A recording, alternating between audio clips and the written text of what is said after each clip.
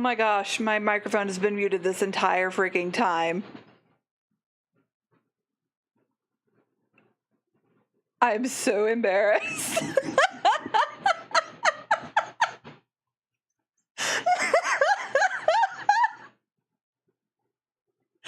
Oh no. Oh no. Well, anyway, thank you for sitting through that as I talked to myself. Oh my gosh. You know what? I'm going to shut the door slightly for noise. Come on, back.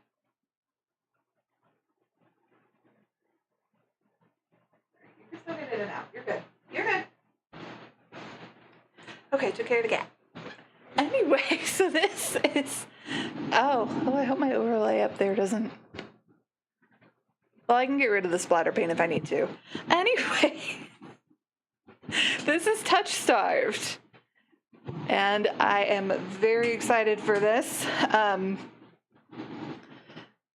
know, I think you're the only one here right now, but for anyone who comes back and watches this and doesn't sit through the first 5 minutes being like, this girl doesn't know that she's muted, this is so cringe. For anyone who would come back to this, TOUCHSTARVED is a visual novel game, which there will probably be a lot of on this channel because I like them. It is a demo right now, and they not recently, today, updated the I'm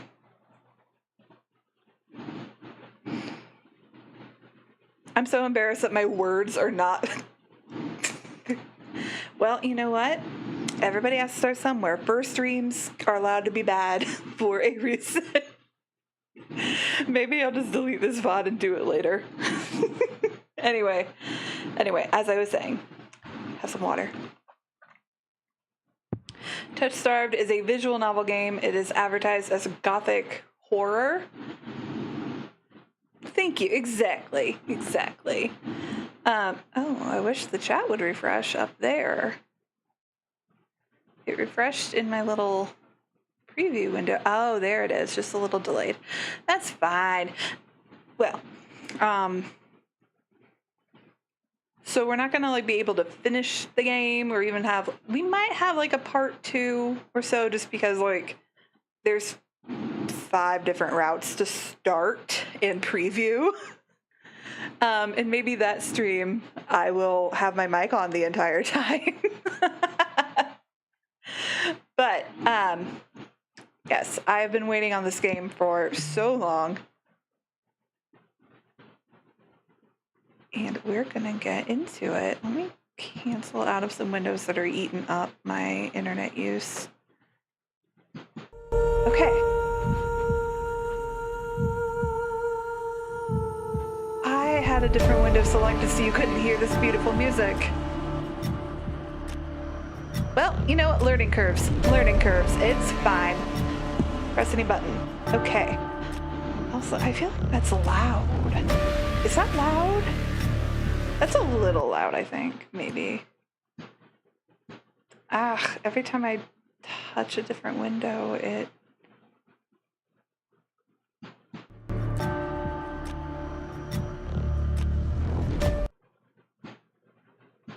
I'm gonna have to tweak that. Can I change the volume in here maybe? Yeah, let's just do that a bit.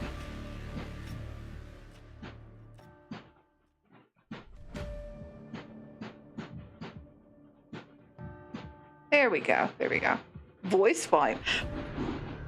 Do we have voices now? That's new.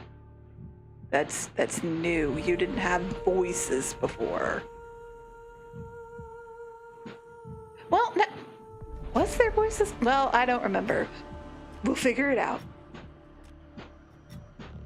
That's going to become my catchphrase. We'll figure it out. I feel like it's going to be too quiet down here, though. Well, okay. That is the wrong window. I keep clicking in my stream software instead of the actual game window. I'm still not used to 2 monitors. All right, new game.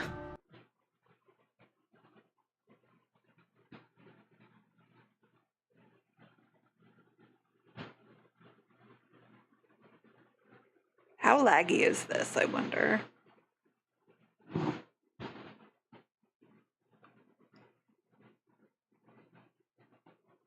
Oh. Oh. Well, okay. Well, how do I do that?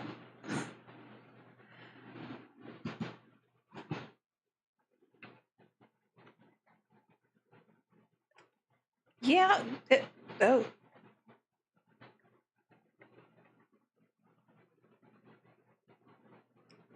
Okay. Horror, graphic violence, strong language, alcohol and drug references, injury and dismemberment. You know, a typical Tuesday. You know. Please click to proceed. Yes, I do. Okay. Yes, I saw in their update that they introduced a couple new red choices, and I'm really excited.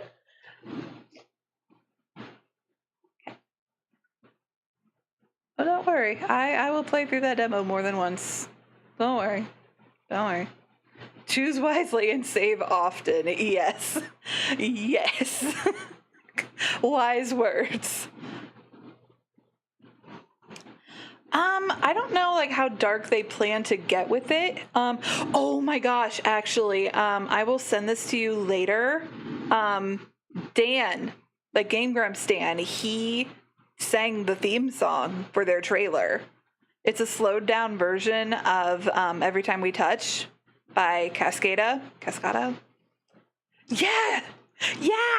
That's how I found this game. It's so good. Yes, I will. Progress, text, dialogue, mouse wheel up. Okay.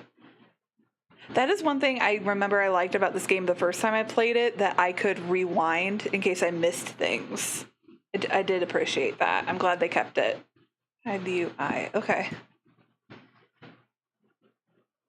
Choose your name. Gotta move all these cords around, dang it. Electra. Choose your pronouns. Actually, though, since it told me to do that, we're just gonna put the music all the way down. All the way down. Oh, I can change the font and stuff? Oh, font size. We're gonna see if Ultra graphics are okay. I have the Ethernet cable plugged in. And it's only a visual novel, so it shouldn't be too bad.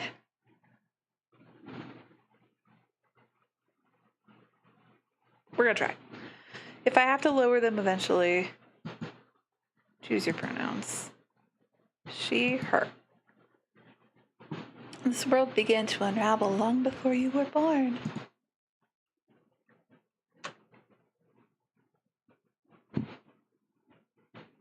All started with Fogball. I don't know how much I should read, because like obviously you know how to read, but I'll probably replay this again like when I have more of a following. This is the untested beta version. I like that they call it Fogfall though. It's just a cool name.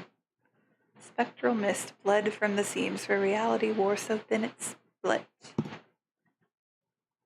And from that fog emerged monsters and human beings with unnatural powers. Some possessed language and intellect, others were mindless beasts driven by little more than bloodshed.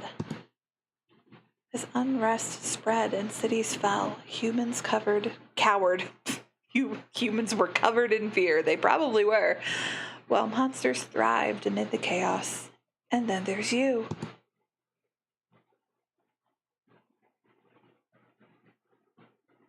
This feels like something I would write in one of my roleplay apps. Me and my addiction to second person. You don't know what you are, but one terrible truth is certain. You were born cursed, with hands that alter the minds of those you touch. Choose your backstory. See, you get it. You get it.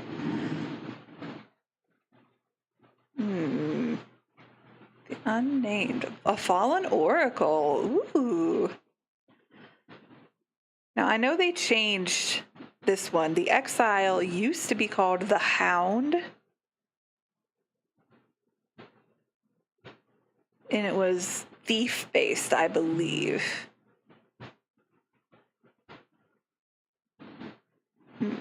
The unnamed. A fallen oracle. You were raised in as an oracle in a remote temple. I like that, though. I think I usually played as this.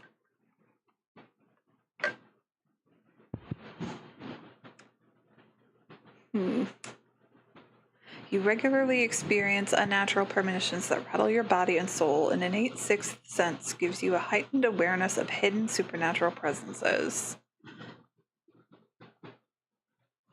The alchemist. An abandoned mage. That sounds pretty cool, though.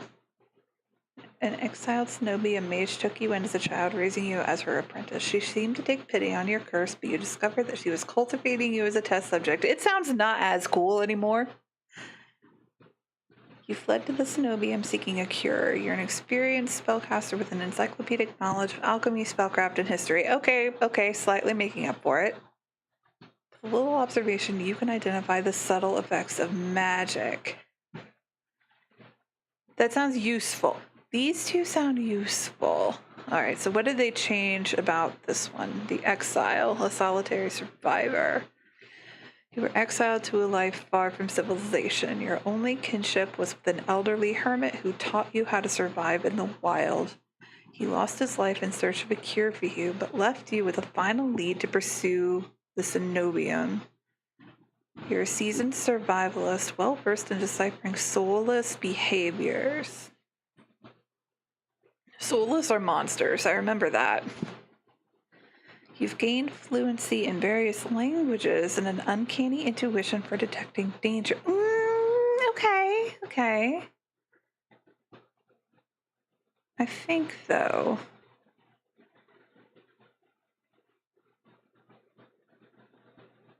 I'm going to do the Oracle.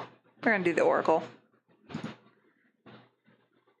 Electra the Oracle. Your name is Electra. You selected she, her pronouns. Your backstory is the unnamed. Is this correct? Yes, it is. I suppose I don't have to narrate the... Yes. Yes. Already I am making the people happy and giving the people what they want. The wasteland stretches as far as the eye can see. There's nothing out here but death. The ever-present stench of decay and countless sun-bleached bones cast like seeds across the barren land. I could say death doesn't scare me, but honestly, I'm desperate. It's been 2 weeks since I joined a caravan bound across the wastes. Finding a group that would accept me was a trial in itself. I can hide my hands and deflect probing questions, but sooner or later, people always suspect something strange about me. As rations grew sparse and canteens ran dry, tensions rose. Despair began to set in until I saw it.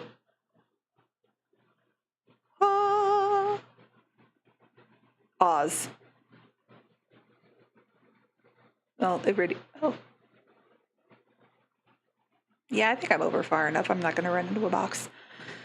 Iridia, the city of knowledge, one of the last bastions of humanity left in the world, and home to the famous academy called the Cenobium. Why are all the windows pink?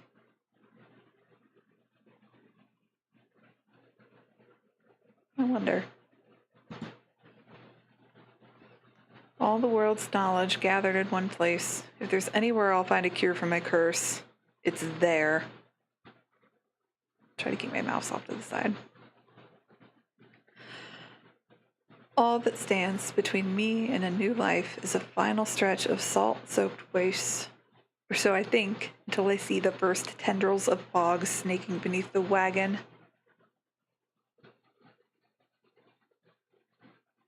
Ooh. Is this fogfall? My stomach sinks at the very whisper of it. A silent storm, more devastating than fire, dangerous in cities, but a death sentence beyond them. A thick blanket of fog engulfs us, snuffing out the lantern's light. The wagon lurches to a stop. An eerie silence, heavy as the mist, falls over us. The only warning we get is a strangled scream. Now, see, they had voice volume, so I was kind of hoping that this would have, because I'm not doing the screams. Like it's 11:56 at night. I ain't doing that.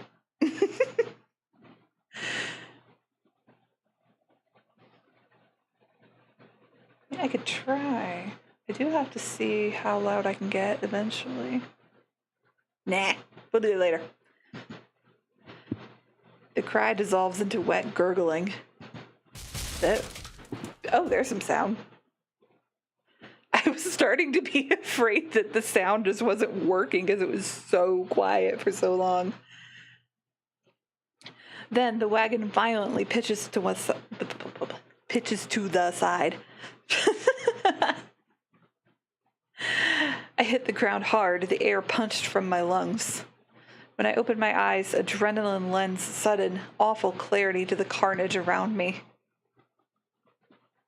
The trader I once shared bread with lies face down in the mud, their back reduced to long strips of torn muscle, gleaming gristle, and exposed bone. Bodies litter the wasteland. Oh, hello. I don't suppose you're here about my car's extended warranty? I try to rise, but my ankle explodes with pain so blinding, white blooms across my vision. Only when my eyes finally adjust do I see the dark shape before me. I remember them. A soulless stoops over the twisted form of a caravaner. It's a weird word. Caravaner. I freeze, but it swivels its head. A dozen bulging eyes twist in my direction and blink as one. Wait, those are fingers along its back, because you can see that. Ew! Oh, that's such a gruesome detail. The soulless. This is hard with my lisp. Lets out an ear-splitting shriek and charges me. But right before it reaches me, the beast barrels past, vanishing into the mist. A horse screams in the distance. I need to move now. Ooh, a choice. I mean, what am I gonna do with the wagon?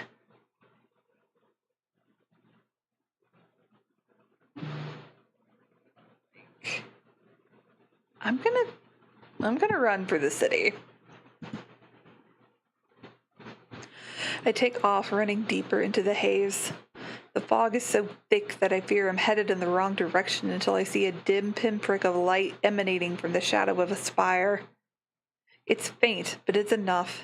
I came too far to die here. Rapid footsteps echo all around me. I turn in circles, frantically searching the opaque mist for the source, but the fogfall twists and stretches around. Sound. Suddenly, the caravan's driver bursts forth from the fog. Our eyes meet too late. He knocks me to the ground and slips in a patch of mud. The soulless instantly falls on him. It catches the driver by his throat and rakes his stomach with razor-sharp claws. He comes apart like wet paper, spilling intestines and viscera in a steaming tide. Fighting the urge to heave, I claw frantically through the slippery muck for a handhold. Shit. My hand catches on the jagged edge of a rib jutting up from the water. Bandages unfurl around the I can't speak. Around the gouge torn deep into my palm. But the pain's quickly forgotten when a hand closes around my wrists. Oh my God, I'm taking a drink of water.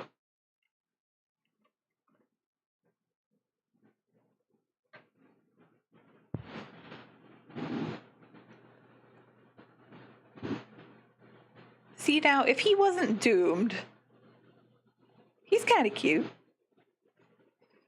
But he's probably doomed. Can you stand? One of the travelers from the caravan leans over me. I didn't give him a very good voice. I just slightly changed my normal voice.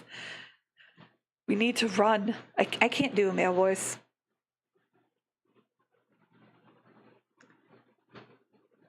They reach for my hand, and I realize too late that my bandages have come undone. Yeah, that's a better view. This is part of our curse. And I don't need to explain it because it'll show in a minute. No, don't touch me! The sensation of their thumb brushing the back of my hand sends a shiver down my spine. All it takes is one touch, and in the space of a breath, my curse takes hold. Their lips peel back into a deranged grin.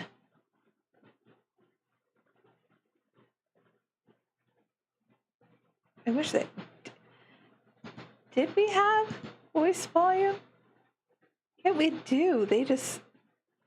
I wish they had a voice actor for that. That would be so good if they just had a creepy, cackling laugh here. It'd be so good.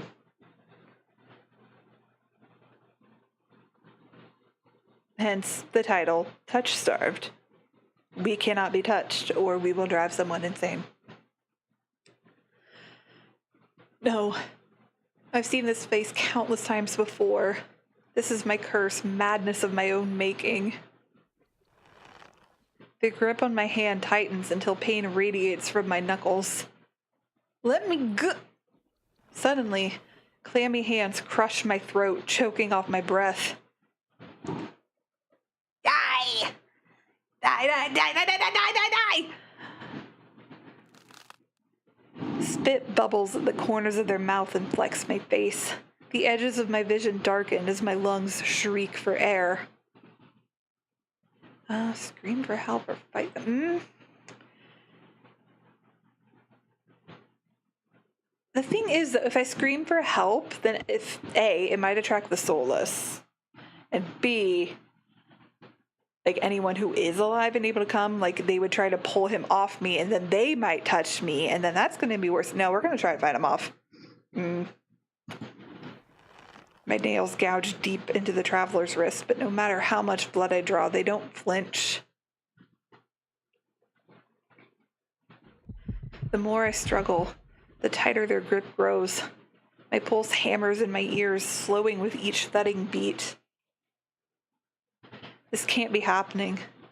I'm going to die. And not because of the fogfall or the soulless, but because of my curse. Tears sting my eyes. No, no, no. Not here. Not like this. But then their hands drop from my neck, leaving me wheezing for air. My lungs burn with each ragged cough. My vision clears, and the traveler's face takes shape, hovering inches from mine. Lips still split in that macabre smile, even as blood seeps between their teeth. They give one last shuddering breath, then slump over the claws hooked through their stomach. Oh, okay then. Well, F for traveler.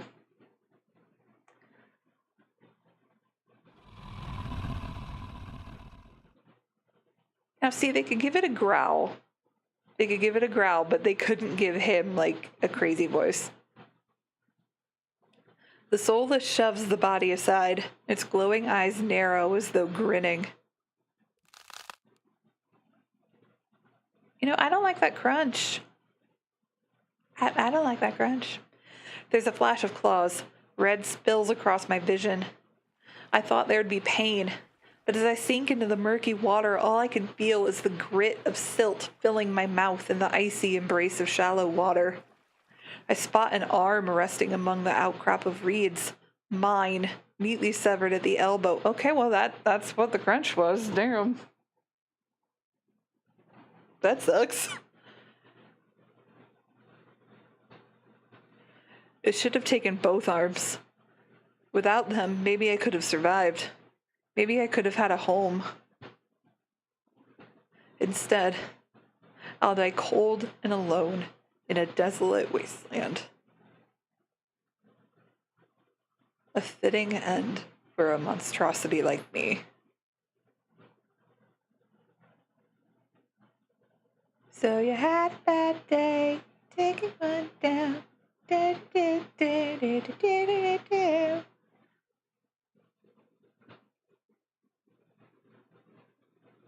If this is death, it's not as bad as I feared.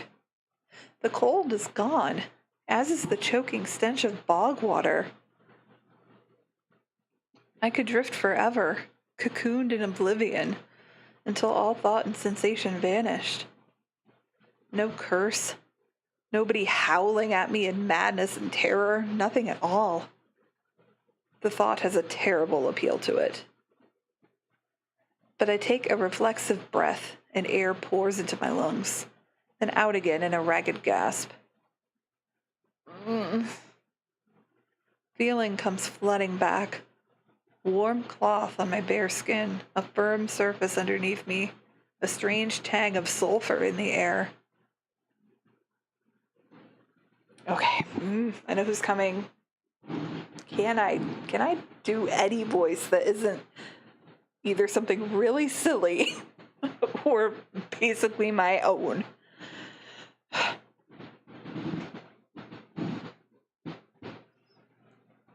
Do not be afraid. No, that's basically mine. Do not be afraid.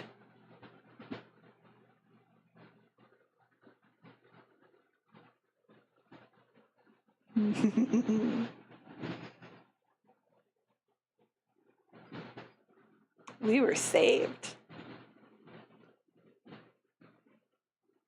I twist my head toward the voice. Tears flood my bleary eyes at the bright glow of lamplight. Try not to move. The voice is calm, steady, and commanding, but more importantly, it's a stranger's voice. One thought cuts through my mental fog. I have no idea who this is, and I'm completely at their mercy. Stay away from me! My words come out in little more than a creaky whisper. I clamp my mouth shut, hating how weak and helpless I sound. No. What a power move, though. Like, someone wakes up in a panic and says stay away, and you're just like, no. I don't think I will. What a power move. No. Who the hell is this?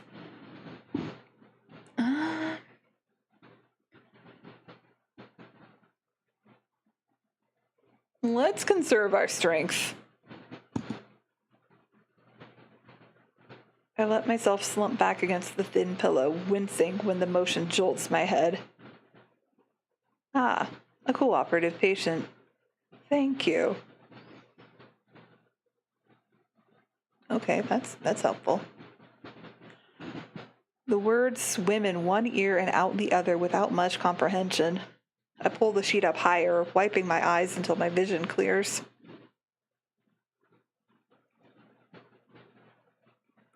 He's not my type, but he's so pretty. The art in this game is just mwah, mwah. I love this game. I'm so happy. The stranger towers over my prone form. Warm light limbs? I've never encountered that word. Warm light limbs. Lemons. He's a lemon.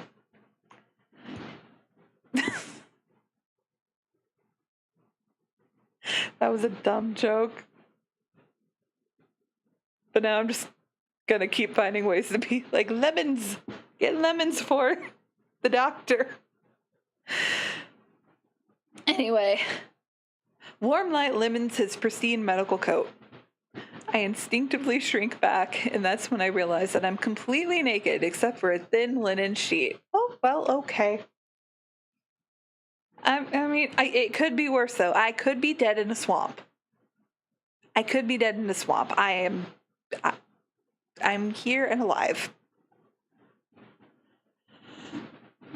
Naked, lying on a low cot with a pair of sharp golden eyes watching my every move. The man's gaze flickers to my exposed, unbandaged hands. Oh, shoot. Okay. Oh, what? How'd he unbandage me, though? Like, that's very interesting. You unbandaged me, sir. And you seem to have all your mental faculties. I plunge my hands under the sheet, though it's too late. He must have noticed what they look like. Strange, cursed, inhuman. I brace myself for his inevitable disgust, but his courteous smile lingers. He has good bedside manner. He just watches in placid silence as I struggle to make sense of my surroundings. Where am I? Who are you? Be calm. You are safe here. Whoever this is, he clearly has no idea who or what I am. I've never been safe anywhere with anyone. Even the shrine of my childhood turned out to be a horrific lie. I scowl, pulling the sheet protectively around myself. Where are my clothes? The man's golden eyes narrow slightly. A sharp sigh rustles the papers in his hands. I see you are not to be dissuaded. Your clothes were torn to shreds when I found you, but I procured replacements. Which is very considerate of him, honestly.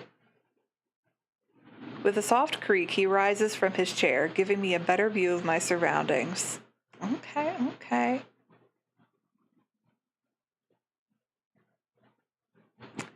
This is not exactly the typical painting I'd see in a doctor's office, but you know. Alternative medical aesthetic. He shops at Hot Topic. At least for his decor.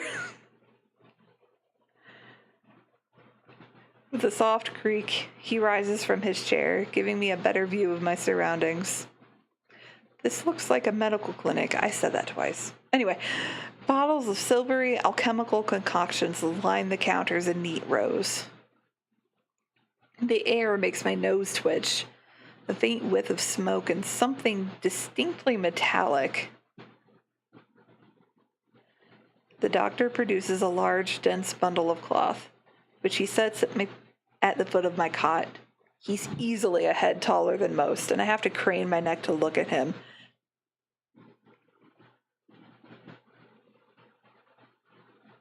Like, how tall was that? I know they released something, I could swear, months ago that said the heights of the men, but I don't remember. He's like 6'6" or something. He's tall. He's very tall.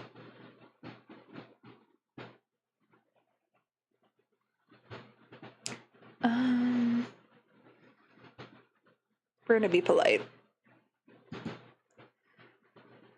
Exactly. I should be polite if I can. Especially since I don't know who this is, what he can do, or what he wants with me. Maybe he just wanted to save you. Okay? Like, maybe he's just a nice guy. In the good way, in the actual nice way. Like, calm down, protagonist. Meeting his gaze sends a hot person.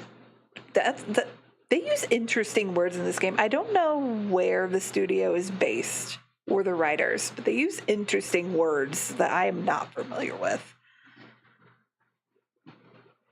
Like, that sounds like it would be a French food or something, like a hot frisson.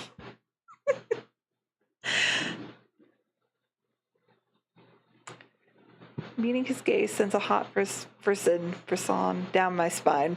Something about him nags at me, like a half-formed memory I can't place. Thank you.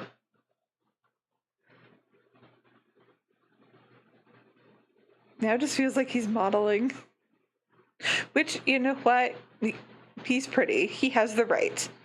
You are very welcome. I will leave you to get dressed. With a curt nod, he leaves through a narrow door. I hear a soft click as he is striking a pose. I hear a soft click as the lock turns behind him. When I don't hear any more footsteps, I reach for the bundle of clothes. An itch on my elbow stops me short. I reach down absently to rub at it, and then freeze when my fingers meet a line of neat stitches. I know what I saw. That beast took my arm clean off. And yet the limb shows no sign of injury apart from the black stitches poking through my skin. I gingerly flex my fingers, feeling my heart race at the sensation. This is impossible. I should be dead, or at the very least gasping out my last breaths. I squeeze my eyes shut, waiting for the pleasant dream to unravel, to wake up and find myself bleeding out in the swamp. But nothing happens. The seconds tick by, and my arm remains resolutely healed, my surroundings pristine and quiet. In numb disbelief, I grab the replacement clothes and begin stiffly pulling them on. They're thicker and warmer than mine were, bundled with a black woolen cloak. But there's still one thing missing: my bandages. The doctor didn't leave me with any, though I know he saw my hands. I slide off the bed and take a few unsteady steps towards one of the drawers. If this is indeed a doctor's clinic, there must be bandages somewhere. Okay, so we're going to meet his hospitality by stealing bandages. You could just ask. I'm sure he'd let you have some. Far be it for me, because obviously I've never been in this situation. But, like, girl.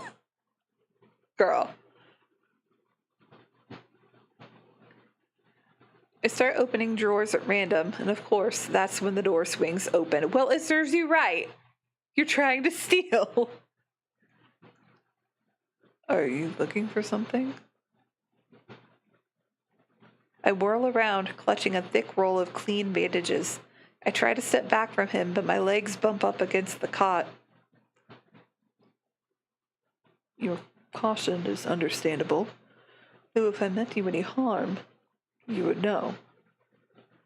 That doesn't make me feel any better in the slightest, but he makes no move toward me, so I quickly wind the bandages around my hands. The glowing scars and mottled skin disappear under a layer of clean white cotton. May I ask why you need additional bandages? I can help if you tell me what ails you. I doubt it. Traveling to Iridia was a gamble born of desperation rather than hope. Nothing has come close to curing my curse. And yet, my left arm twitches. The arm that was severed before my very eyes. The doctor's unblinking gaze follows my every move. It's clear he won't drop this without some sort of answer. He reminds me of like a very elegant bird.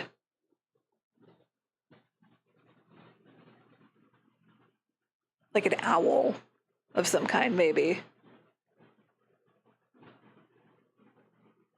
Yeah.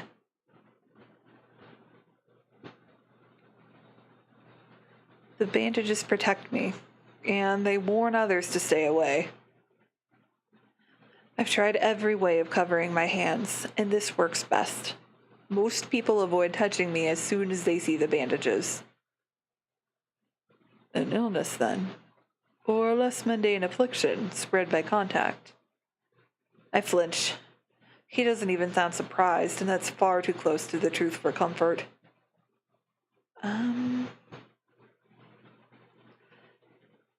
Girl, he has been nothing but kind to us. I am not going to glare. Well, it's personal, and I don't really want to get into it. I have treated every affliction under the sun. I may have answers that you do not. An involuntary snort of laughter escapes me. Where would I even begin? Would he even believe me if I told him? I mean, I could see maybe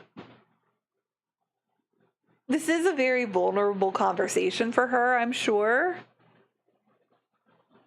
And he is a stranger, and like everything she's grappling with, I could see it maybe as like a subconscious, defensive, scared reaction. It's like, oh, you're asking me questions about like the one thing that I hate about myself the most, and I think I'm a horrible monstrosity, and you want me to talk about it. I'm going to get defensive. But I like that they give you the choice, because I still don't like it. Would he even believe me if I told him? I shake my head. I need to know more about this doctor before he figures me out. Who are you? You may call me Kuras. I think I said that right. They released a pronunciation guide a long time ago, but I don't. Kurash, I think, actually. I think it's Ash. Kurash. And where exactly am I? Iridia, which I assume was your caravan's destination. I can think of nowhere else for a group of travelers to go. Iridia. So I made it to the City of Knowledge after all. I should feel relieved, but all I can manage is a vague sense of increasing unease. How did I end up here? I brought you to my clinic, of course. You were the only survivor from the caravan, barely clinging to life. You needed immediate treatment. Which you provided? Yes. He says it so simply, as if I'm a small child and he's explaining basic addition to me. I frown and flex the fingers on my recently healed arm. Aside from being a bit stiff, it feels fine. Thoroughly attached to me. You're saying that you stitched my arm back on? Pardon? A soulless attacked the caravan. It ripped everyone to shreds. It tore my arm clean off. But when I woke up here, I trail off, bewildered. I've never heard of any magic that could heal a mortal wound. The doctor, Kurash, pinches the bridge of his nose. He sits back down in his chair, quiet for a long time. Well, I'm sorry that I have questions. I think it's reasonable.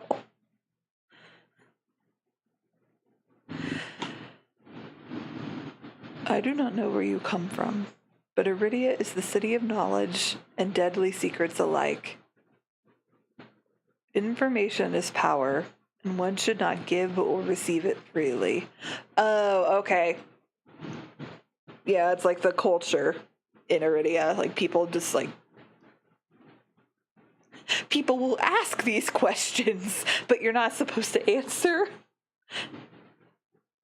That's weird. But, like, okay.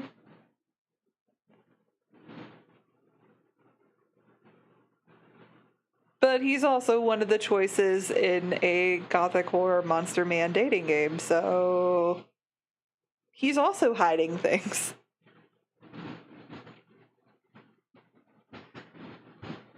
Since you refused to divulge your secrets, I will not divulge mine. I do not even know your name. Okay, that's a fair point, too. Okay, well. Well, you didn't ask either. I was just... You are new to Iridia, so I will overlook the specific breach of etiquette. Do not expect others to extend the same courtesy. You know, maybe I don't want to be here.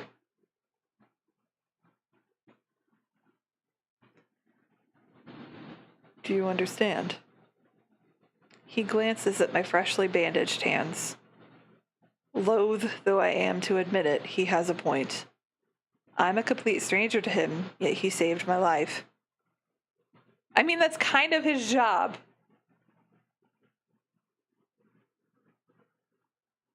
So... Okay. I take a deep, steadying breath. This time, when I speak, I sound a bit more like myself. Electra. My name is Electra. It is a pleasure to meet you, Electra. There's a little more warmth in his smile, his polite demeanor back in an instant. Oh, he's kind of smiling. Kind of, just a little bit.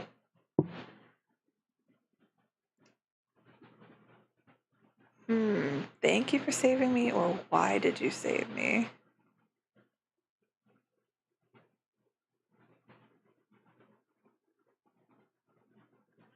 I mean, I would like to know, like, how did you know we were out there? And, like, how did you know anyone was alive? How did you know where to go? But also, like, he's a doctor. That's why he saved me. As I said, like, 2 minutes ago, it's kind of his job. We're going to be gracious. Maybe he'll smile a little bit more. Come on, Kirash. Give us a smile. Thank you for saving my life. I chance a smile in return. Oh, it's canon. He did smile. Even if he won't explain how he did the impossible, there's no doubt in my mind that I'd be dead if not for Kirash. Think nothing of it. I'm not sure if he's just being excessively courteous, but his words only raise more urgent questions. I have to ask. Oh, we're asking anyway. All right. I have to ask, why did you save me? You don't know me.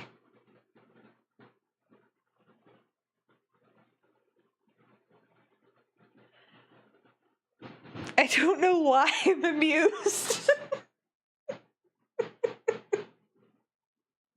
I don't know why I'm amused by his eyes just shooting open that wide.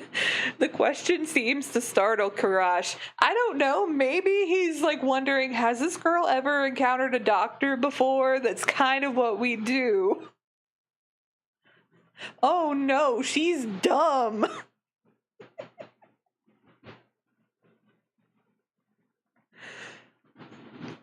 I could hardly leave you to die in the wastes. Assisting those in need is the very essence of a doctor's duty. See, exactly. Exactly. Maybe she hit her head. Just bear with her for a little bit, Kirash. She'll get smarter, I promise. I've never met a doctor. Just end it there. I've never met a doctor. That would fit.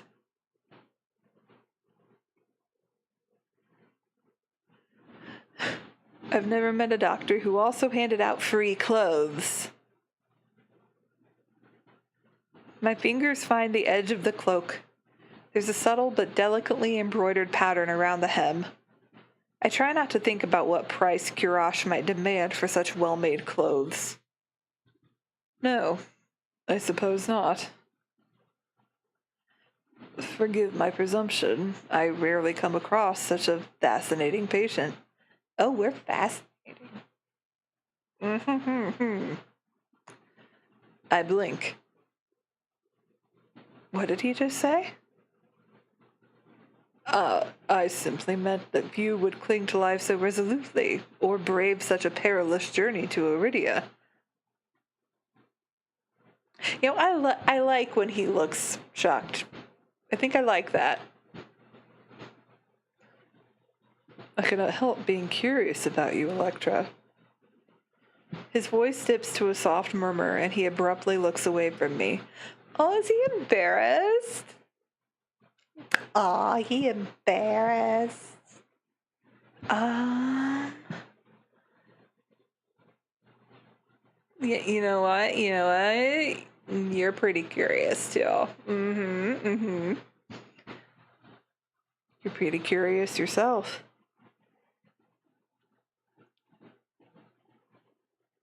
The way his eyes have narrowed a little bit, like a cat. Is he blushing? He might have been, or like it might have been implied. Am I? Well, I haven't forgotten about my arm. I wiggle my intact fingers at him. Clearly not. But you haven't asked me for any payment either. I require none from you. Travelers do not have an abundance of coin, and leaving you destitute in a strange place would be unethical.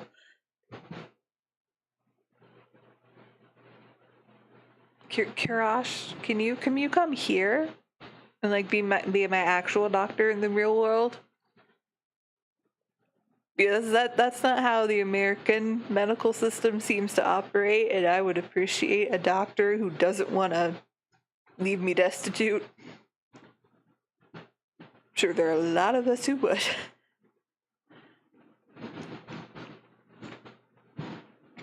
I fall silent, unsure of what to say. Nobody would help a whore like me for free. There has to be some kind of catch or trick, right? A loud knock at the front door stops our conversation cold and spares me from having to say anything else. Duty calls. Unfortunately, you are not my only patient today. The knocking grows more insistent, and Kirash lets out a tired sigh. Please wait. Though he says it quietly, the clamor on the other side of the door abruptly stops. Do you need anything before you leave, Electra? Oh.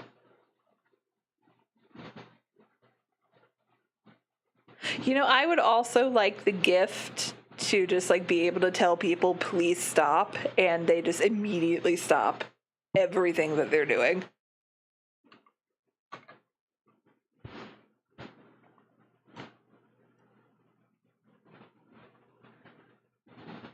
Between the soulless attack and my miraculous survival, I'd almost forgotten why I came to Iridia in the first place. I need directions to the cenobium. The cenobium? Oh, he looked mad. Oh, he mad.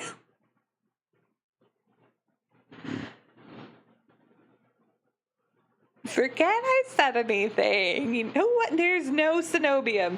There is no cenobium in Bossing. Say, don't worry about it. How about those Broncos? The look on his face is downright chilling. He pauses, choosing his words with cold deliberation when he speaks again.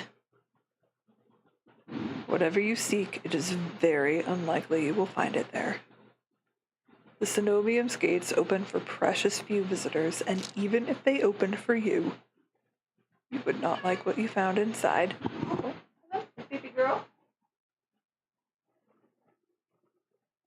Kitty cat cameo.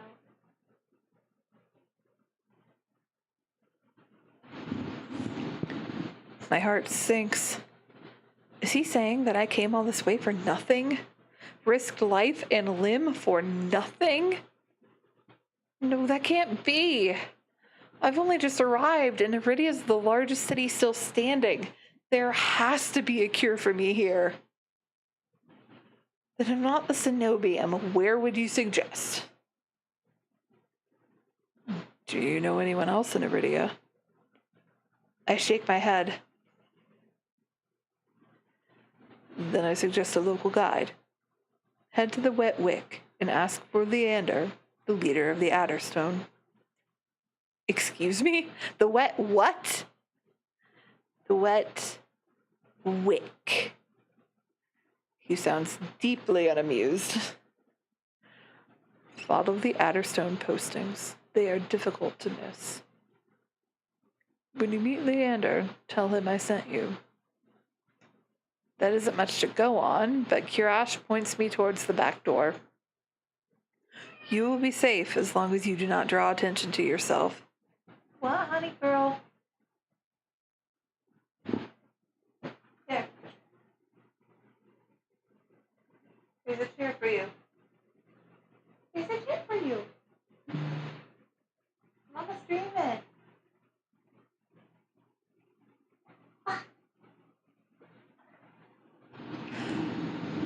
You will be safe as long as you do not draw attention to yourself. That's easier said than done. I've always been a magnet for the worst sort of attention. If you require my assistance, you may return whenever you wish. Though he's smiling, there's a note of finality in his voice. Resigned to my dismissal, I slip out the back door.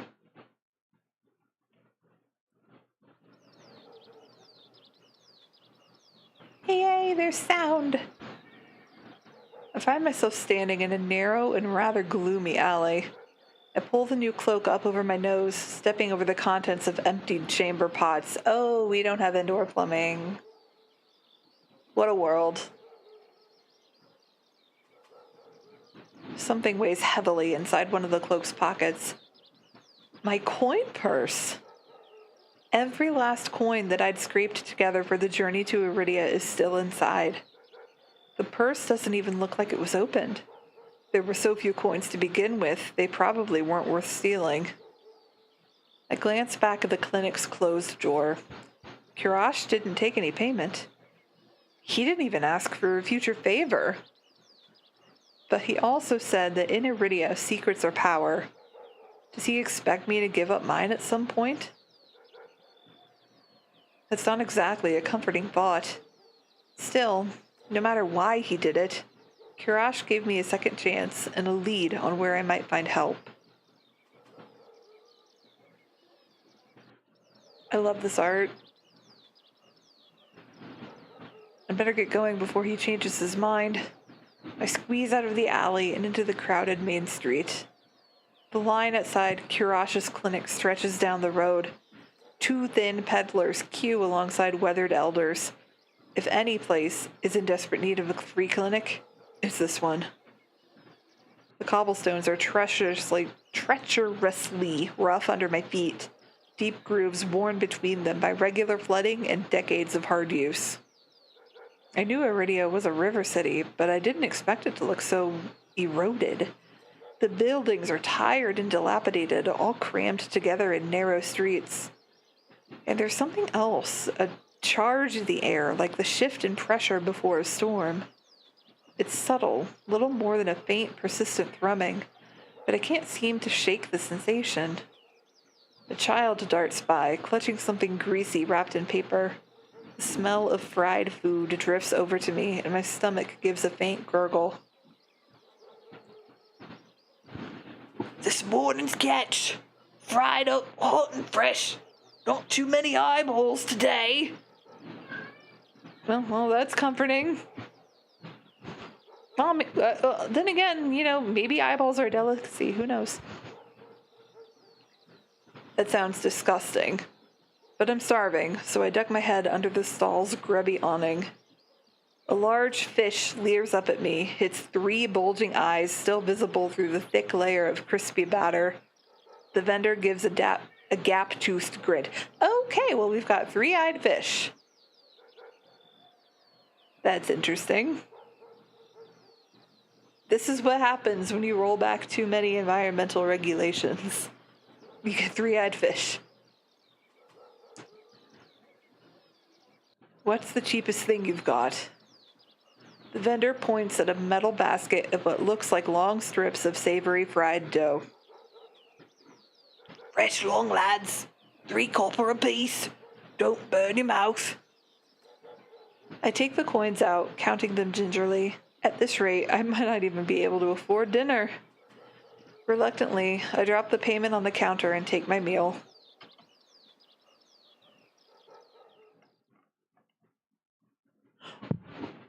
Ooh, we're gonna meet somebody soon. We're gonna meet somebody soon. One of my faves. Ah! 2 streets later, I pass under a wrought iron archway adorned with dangling garlands of red and pink lilies. Look at these lanterns, though. Like, before I continue, I'm gonna gush about the art again. Like, they're just so delicate and pretty. And, like, the blue tile on this roof, it must be so pretty.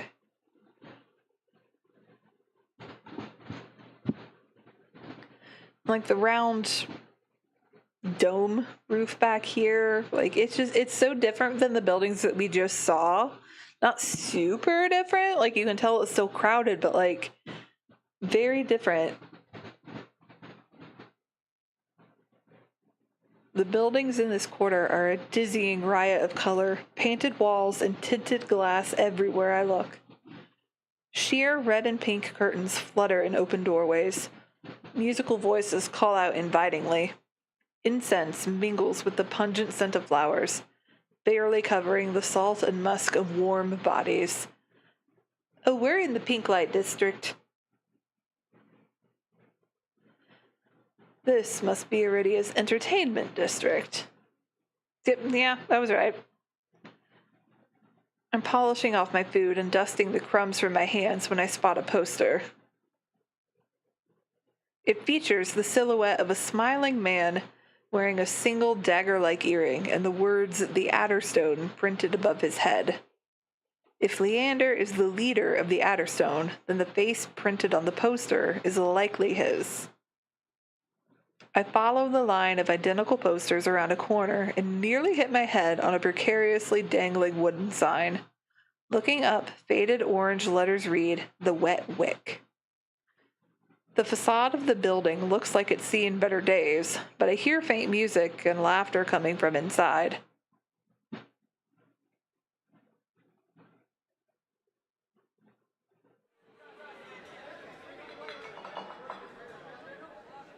Can I go to this bar? Because even the bar looks pretty.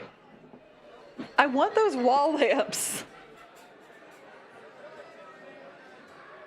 It's not even midday, but the Wick is packed. A loose collection of Iridians crowd the bar, taking up the tables and gathering in the spaces between.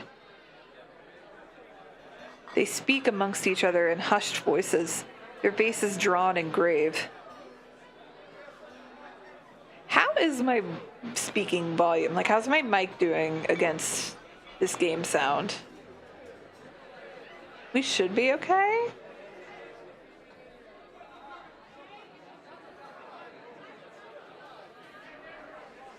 But this laughter background sound does sound okay. Awesome! Yay!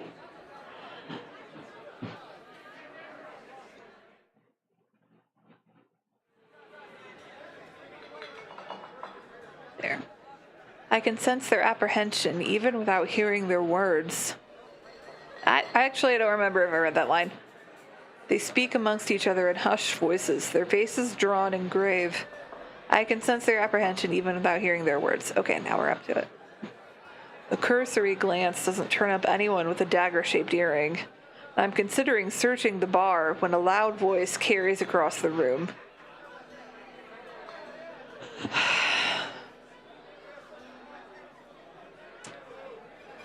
Well, I didn't do a voice for Karash very well. Can I do a voice for this? Probably not, but we're gonna go with it. Now, I'm no prior or curator. I'm not much for paperwork or pencil pushing. And honestly, I don't even think those robes come in my size. Why is it doing that? That's weird. Like, I move my mouse too far in the corner, just fidgeting, and sometimes the sound is stopping. Anyway, I crane my neck, but the crowd is too dense for me to see the speaker. Gather around. I want to show you all something. There's no time to move out of the way. The audience surges towards the center of the room in a sudden torrent. Okay, I should have made that sound like way more showman-y and excited. If the crowd is that excited about it too. Oops. I'm caught and swept along with them. Hey! The clatter of falling chairs and tables being shoved aside drowns out my complaints. I thrash and throw up my elbows as heavy bodies press into mine. It's a stampede! My hip knocks into a table. I grip it, holding on tight to steady myself, but the crowd has stilled. A pair of gilded boots stride across the tabletop. That is not sanitary. Hello. Hello, pictorials. How are you? Can I just, use you as a pillow? I've had a hard day. If you want nothing but guidelines, impractical policies, and needless bureaucracy, you know where to go. I drag my eyes upward. Hi, Leander.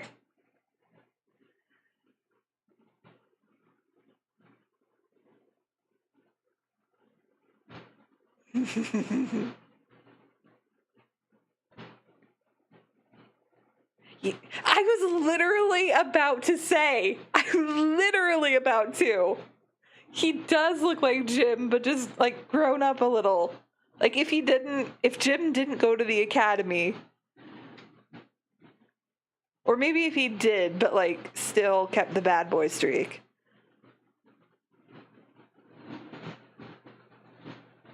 A man towers on the table in front of me, arms spread as he addresses his rapt audience.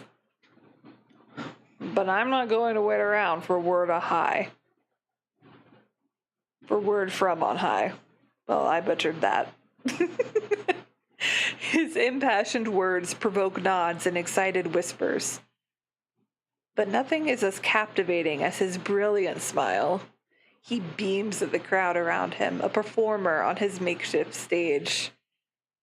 And unlike those clerics, I don't need the abbess's approval to cast a spell or two. As he raises his hands above the audience, the dagger-shaped earring dangling from his left ear catches the light in a flash of gold. It seems I found Leander. These are our streets. We make our own luck here.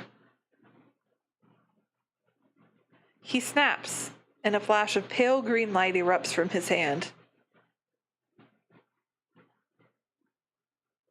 With a flick of his wrist, Leander conjures a ribbon of glittering light.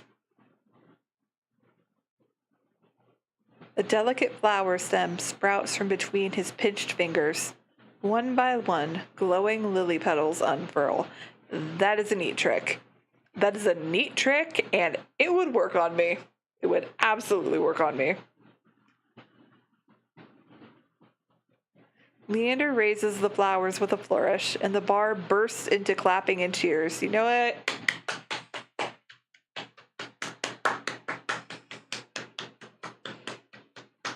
Give the man his flowers, literally. A magic demonstration was the last thing I expected from a place called the Wet Wick. Leander plucks the shimmering flowers out of the air and turns in a slow circle. Now, who could use some good luck? Eager onlookers scoot closer to the table, but Leander's cool green eyes slide right over them and lock on me instead. How about you? My chest grows tight. Suddenly, I'm in the spotlight. You can't refuse the flower. You can't. You can't do it. You have to take the flowers.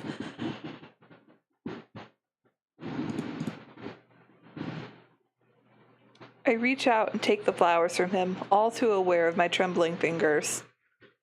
There's no weight to them, only a faint warmth that radiates from the stems. As soon as the lilies leave Leander's hand, they dim and they fade away in a shower of opalescent light. To my surprise, Leander laughs under his breath.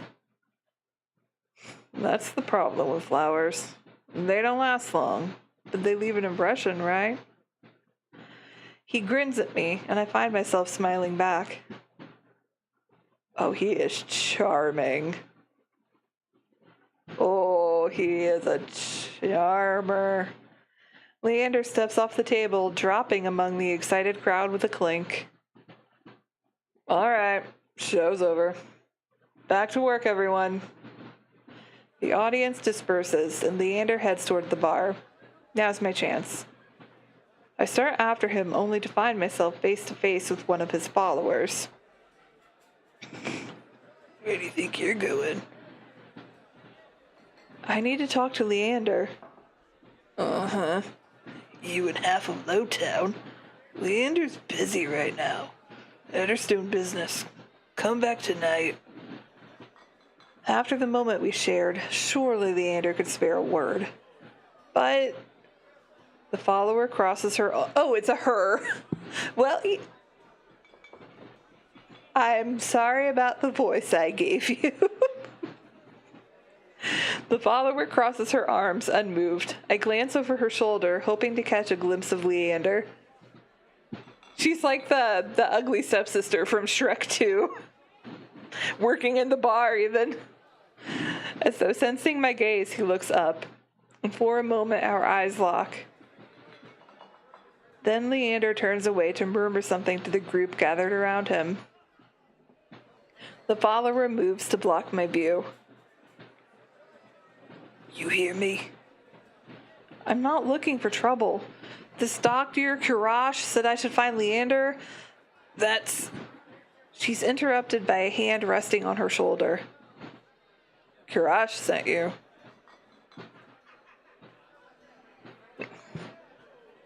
I've got to work on voices. I have homework. He said you could help me. Leander nods at the woman, and she steps aside wordlessly. Follow me. He leads me to the crowded bar. There's so little room that his broad shoulder presses against mine. I tense, but he doesn't seem to mind at all. No, I bet he doesn't mind. He does not seem the type. I need some water.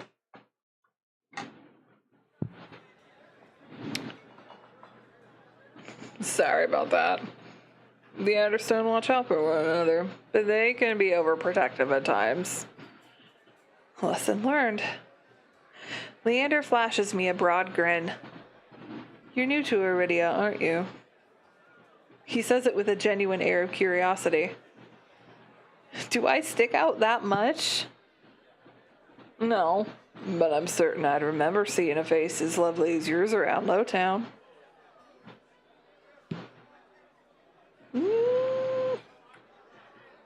Sir? Okay.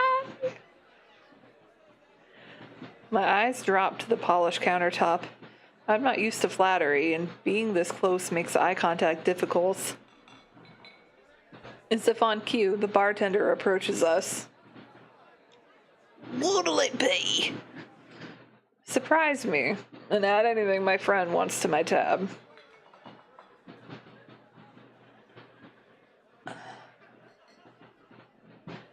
Huh.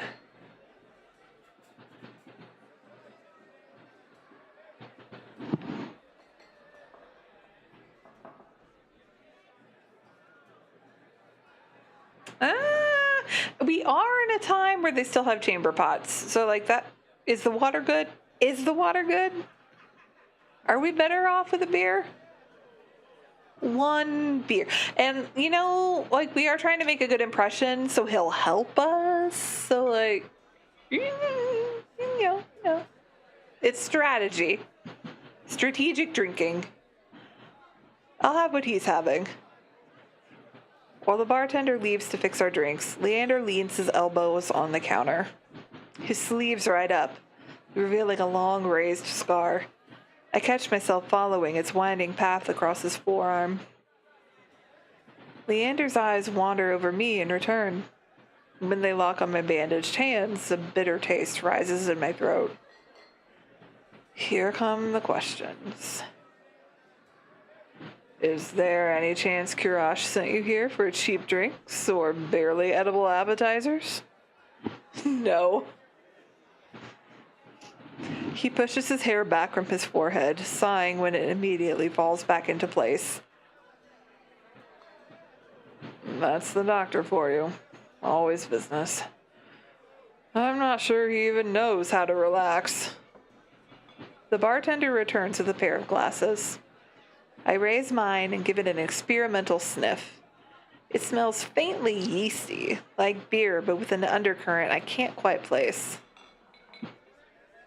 A quick sip confirms my worst suspicions. It's awful. Briny and sour with a distinct hit of pickle flavoring. Pickle-flavored beer? It probably exists. Beside me, Leander takes a deep swig from his glass. So, I'm not gonna help you. I need to get to the cenobium. That silence. That was not good, girl. As soon as the word cenobium leaves my mouth, the group standing nearby falls silent. From the wary looks thrown my way, it's clear I've broken some taboo. It had to be the cenobium. Leander pushes away from the counter. Oh no, he looks so bad! He looks so mad! Let's continue this conversation outside. I rise to follow him.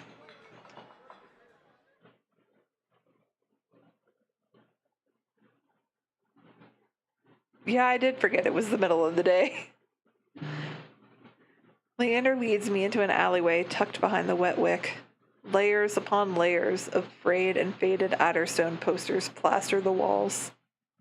Seeing them side by side, the resemblance between Leander and his printed likeness is impressive, if abstract. Kurash didn't send you here to ask for a personal escort to the cenobium, did he? From his tone, he already knows the answer. No, he suggested that I reconsider. Yeah, here you are, asking about a guide anyway. He looks at me expectantly. I don't want to tell him about my curse. The less people know about my monstrous capabilities, the better. Thankfully, Leander takes my reluctant silence as an answer. Are you aware of Iridia's particular currency? The information's worth its weight in gold here. I don't much care for outdated traditions, so I'll be completely honest. The cenobium won't help you. They're more likely to torture you than lend you a hand. But the cenobium's supposed to be a place of learning. A sanctuary. The cenobium has always been heralded as the last bastion of human knowledge, a shining beacon of hope in a fading world. If any place held answers, it would be the cenobium. That's why I came here. He looks so done.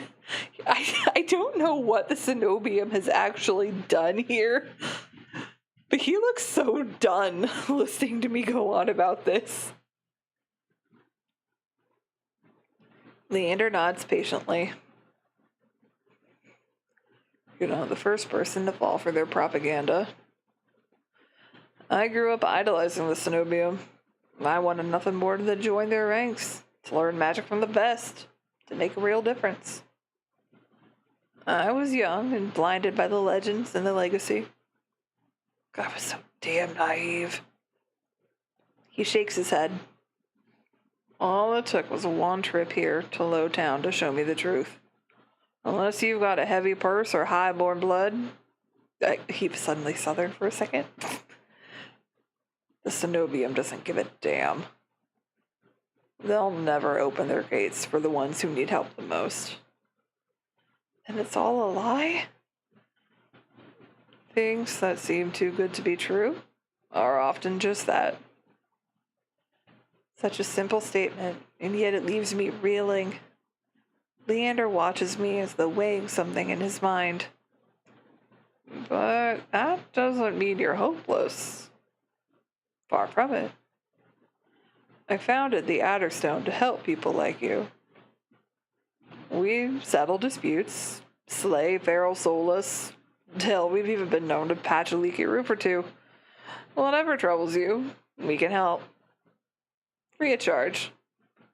I'm shaking my head before he's even finished my speech. His speech. My patience is wearing dangerously thin.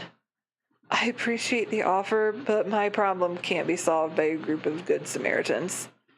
To my chagrin, Leander doesn't look remotely surprised. Then you're looking for help with something serious. Something not even Karash could crack. It must be a truly remarkable problem if you came all the way to Aridia searching for help. Tell me, how can I help you? Leander may not work for the cenobium, but he is a mage, a powerful one if his demonstration earlier is any indication. Indecision gnaws at me. I don't know if I can trust him, but it's not like I have any alternatives. I hate to admit it, but this might be my only path forward. My confession comes out in a strained whisper. I'm cursed. He looks me up and down, taking in my face, my eyes, and finally my hands. Is that why you bandage your hands? My touch is dangerous. It changes people, hurts them. Before I've even finished, Leander pulls his left glove off. He flexes his fingers and grins. All right, let's see it. As he offers me his hand, a prismatic flash of magic ripples across his palm. But I'm already shrinking backwards. This is not the idea you think it is, my dude. My brother in whatever deity you have here. My brother in pickle beer. I can't. I don't care how confident Leander is. I won't allow myself to hurt him. To see his kind face unrecognizably warped. I don't want to hurt you. I'll be fine. Trust me. I have seen enough curses and hexes to last me 2 lifetimes, but I'm still standing. Do you really think Kirash would send you here if I couldn't handle it? He is smooth. He is so smooth. Dang it. How should I know? I only met him today. I'm twice as good as any cenobium mage. If anyone can help you, it's me. You don't know what you're asking me. I'm asking you to trust me.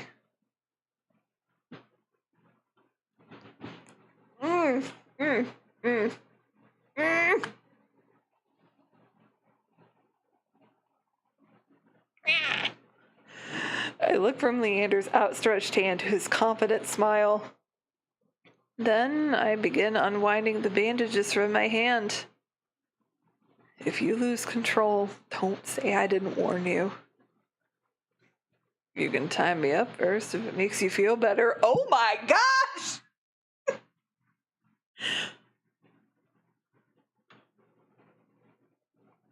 Say what?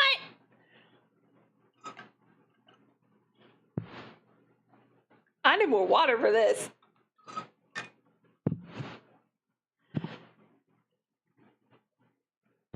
Is he blushing? He's blushing. He's blushing, right? He's blushing. His attempt at levity does little to comfort me. Well, it comforted me. Shook me. With each joint I expose, I grow increasingly certain that this is a terrible idea. But if he's bothered by how my hand looks, he doesn't show it. All right. Deep breath. On my count. My fingers hover shakily over Leander's palm. 3, 2, 1. I feel like if I hold back, he's gonna just reach for me.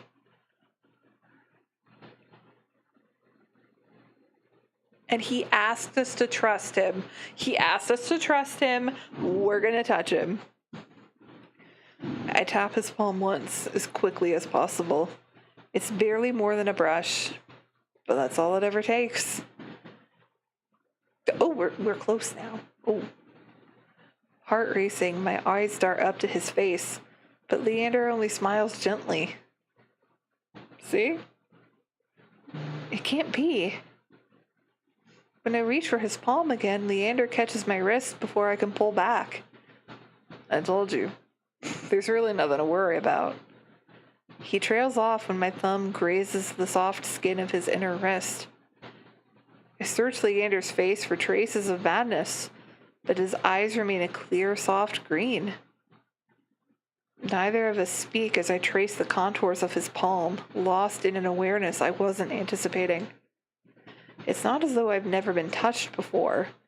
My curse only extends to my hands, and desperation spurs creativity. But all that pales in comparison to this. I've never experienced such intimacy. Yeah, I mean, when you have to keep your hands wrapped up all the time, yeah, I would think finally being able to touch somebody skin to skin, hand to hand, yeah. Oh, that poor girl. I don't even like people. But that's sad. My fingers, I'm so sorry about the sniff. My fingers, long deprived by years of bandaging, pick up every single detail. The grooves along his palm, the smooth shell of his nails, the bones in his wrist. For as long as I've lived, I've never been able to hold someone's hand without dire consequences.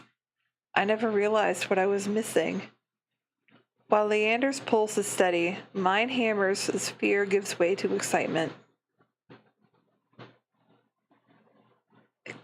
Keep touching. Keep touching. My hand glides over Leander's wrist and up his arm where smooth skin abruptly gives way to a raised scar. It matches the one that runs from his collar to cheekbone. Could it be the same wound? If it's the same wound, then it is a long wound. Boy, what did you do?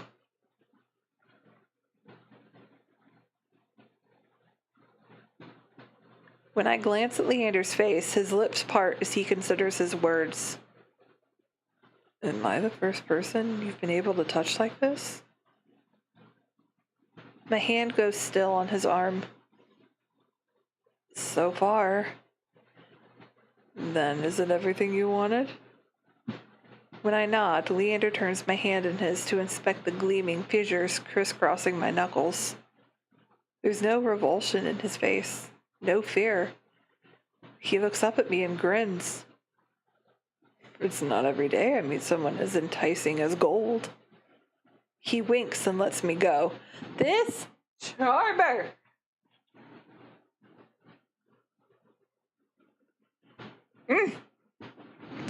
I draw my hand back and take a steadying breath. My head feels like it's stuffed with cotton.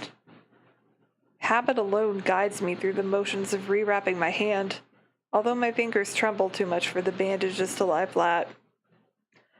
I can't believe that worked. I've really forgotten my manners. May I ask your name? Yeah, they went through all that before he even knew my name. Whoops. I'm Electra.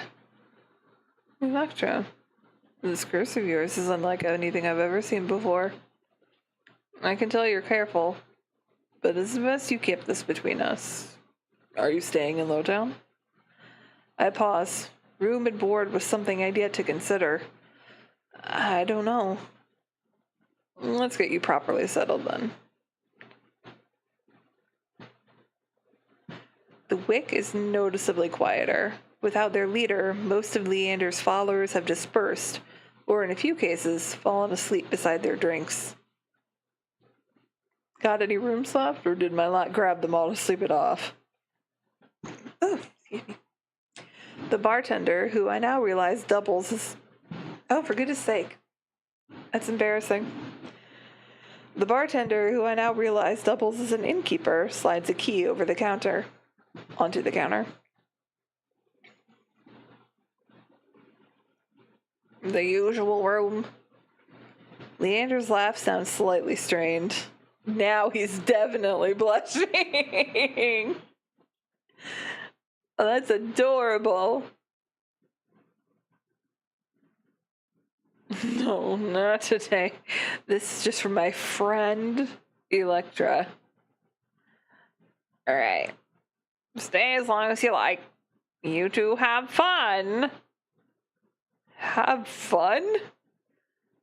Leander clears his throat, then holds the key out to me.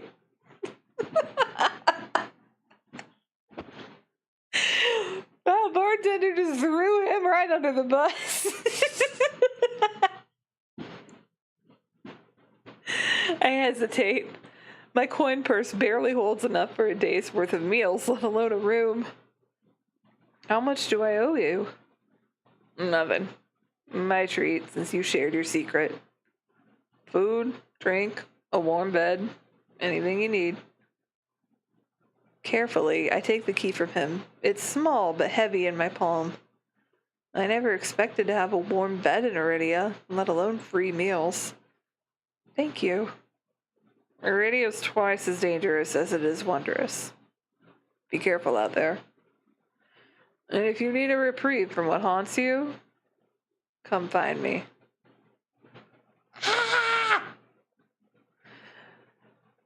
Be right back getting a pillow to scream into. I nod, taking one last look at the gleaming bronze key before tucking it into the pocket of my cloak for safekeeping. Leander gives me a friendly wave before returning to the bar.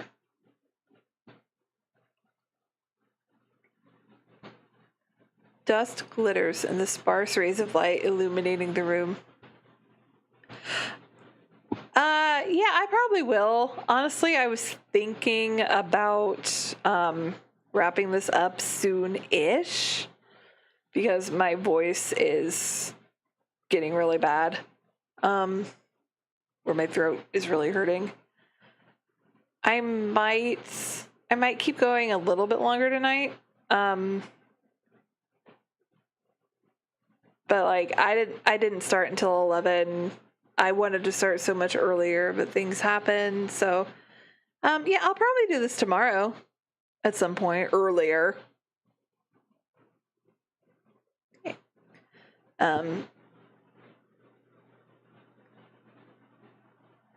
You know what? I think yeah, I'll wrap up this whole thing with Leander, and then we'll go for the night. It's 1:14 in the morning. I will wrap this up, and then the next time that I stream, I won't have my mic muted for the first like 5 minutes or whatever that was. Dusk glitters in the sparse rays of light illuminating the room. The furniture is tired, the walls cracked, and a large lumpy bed serves as the centerpiece. I can't remember the last time I slept in a bed, and I never imagined I'd sleep in one tonight. When I collapse onto the bed, the springs let out shrill squeaks. Finally, I can allow myself to rest. My eyes fall shut before long.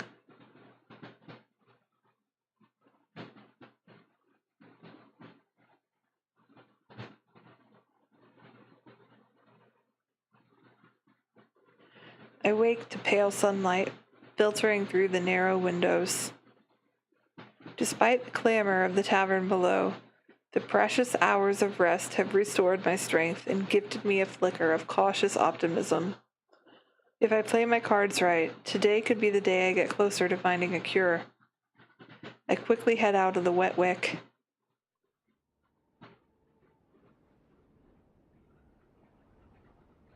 The air clings, sodden and heavy with the lingering scent of rain.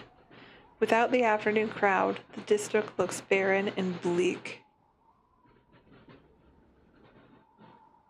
Actually, no, wait, I said that I was gonna... Alright, well, anyone watching this VOD now, you got a preview for like 2 boxes. We're gonna rewind, and we're gonna save. Oh. I went the wrong way. There we go. And we save. Yeah. All right. So we're going to go back to... I think that's going to wrap it up for today. I'm not sure if part 2... I'll probably keep part 2 on YouTube. I might try Twitch eventually because I would like to make sure my settings are good there. But I might keep this series, since it's now a series. Wow. I might just keep that all here. That's going to be it for tonight. Close out of this game. All right. So, I don't know if she's still here. But if Riley is here, thank you. Thank you for watching and keeping me company. I did expect to either be streaming to nobody or just a couple people. But that's just what this is, being my very first ever stream. Like, I know that I'm going to be streaming to nobody and getting used to talking to myself and just getting better at talking. So, this was it. And I can look back at this and get better. If anybody is watching this VOD still, and I'm probably embarrassing myself. I am embarrassing myself now. But I really appreciate it. TOUCHSTARVED was actually the first game that got me into YouTubing, or VTubing, rather. I'll probably tell the story later as well, but I was looking for content of people playing it, and I found VTubers playing it, and I fell into the rabbit hole of VTuber culture, and now here we are, a year later, just about a year later. So it's very fitting that TOUCHSTARVED is my first game. So, thank you for watching. If you came back to this VOD just to like catch up with it and everything, my name is Electra Morg. That was part 1 of TOUCHSTARVED. You can find me on Twitter at Electra Morg, Twitch Electra Morg, and eventually might be a TikTok. I've kind of held off on that just because I'm not really sure where things are going politically, like if it's going away again or what. I don't know. So it's late, my throat is killing me, and we are gonna go to bed. Good night, or good morning, good afternoon, whatever time it is for you. Good time zone. And I will see you later here in the graveyard. Peace.